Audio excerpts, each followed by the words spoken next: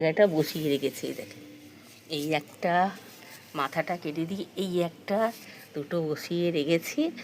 যা হোক বাবা হয়ে যাক একটুখানি, কেন এখন তো একটু বৃষ্টির জলে ঝাপটা পড়ছে আর সেরকম রোদও নেই, তাহলে গাছটা ভালোভাবে উঠে যাবে।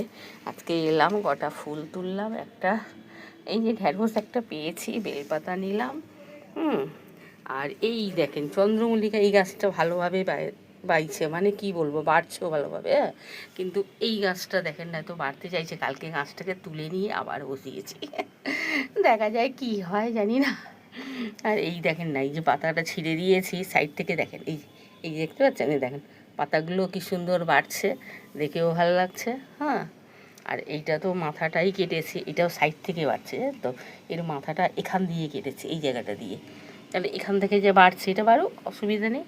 হ্যাঁ, তারপরে এইটা যেই বড় হয়ে গেলে এইটার একটা ডাল কেটে না হয় বসিয়ে দেবো। হ্যাঁ, এই দুটো থেকেই তো 4-6টা হয়ে যাবে আরামসে, অনেকগুলো, আর বেশি লাগবে না। তারপরে এখানে দেখেন না, ওই যে উচ্ছে গাছ একটা হয়েছিল, কিন্তু মাথাটা নষ্ট হয়ে গেছে, হয়নি, কিন্তু একটা উচ্ছে গাছ হচ্ছে। আর এই যে লাউ গাছগুলো, এর মধ্যে লাউ গাছগুলো সব একত্র হয়ে গেছে।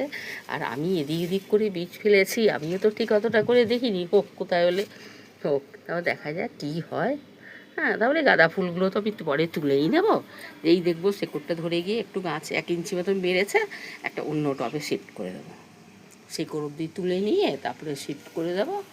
আর এখানেও দেখেন না সিমের গাছ, বরবটি, না হলে বীজটা মধ্যে বোধ হয় হচ্ছে কি হবে কি জানি না, বীজটা নিয়েই চিন্তা, কিন্তু এইটা মনে হচ্ছে এই যে বরবটি, এগুলো এগুলো হচ্ছে। এর মধ্যেও দেখেন একটা লাউ গাছ হয়েছে, আর কি হলো না, কুমড়ো গাছটা হলো না, জানেন তো। কুমড়োরও অনেকগুলো বীজ দিয়েছিলাম, কিন্তু কুমড়ো গাছগুলো হচ্ছে না, কেন হচ্ছে না জানি না।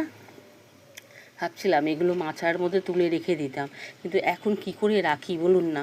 এখন তো মোটামুটি যতটা জানি আমরা, পুজো অবধি বৃষ্টি আছেই। হ্যাঁ, তো এর মধ্যে তো আর কিছু করা যাবে না, বৃষ্টির পরেই না হয় ভাববো। আর এখানে দেখেন পালং শাক, লাল শাকটা মোটামুটি যা হচ্ছে ভালোভাবেই হচ্ছে।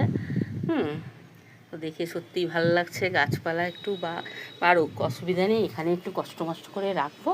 হ্যাঁ, কেন শেডের নিচে যদি রাখি তাহলেই গাছটাকে বাঁচাতে পারবো, জানেন তো। তো পরে আবার গাছ বাড়িতেও তো অসুবিধা হবে, এই জন্য আলাদা করে দড়ি সব বেঁধেছি, দেখেন না, সব 3টে করে দড়ি বাঁধা আছে, যাতে কারোর সঙ্গে কারো গায়ে না লাগে। একটু সাইডের ওই যে শাখা পোশাখাগুলো লেগে গেলে সেটা না হয় একটুখানি কেটে কুটে দেবো, কেটে কুটে একটা না সাইডে গিয়ে গাছগুলো রাখবো। কারণ আমি দেখলাম সেটের নিচে যেভাবে আমি গাছগুলো রেখেছি এত যত্নে, মানে ভালোভাবে আছে, এর থেকে বড় আর কিছু নেই। আর কি বলি, এই রাখলাম।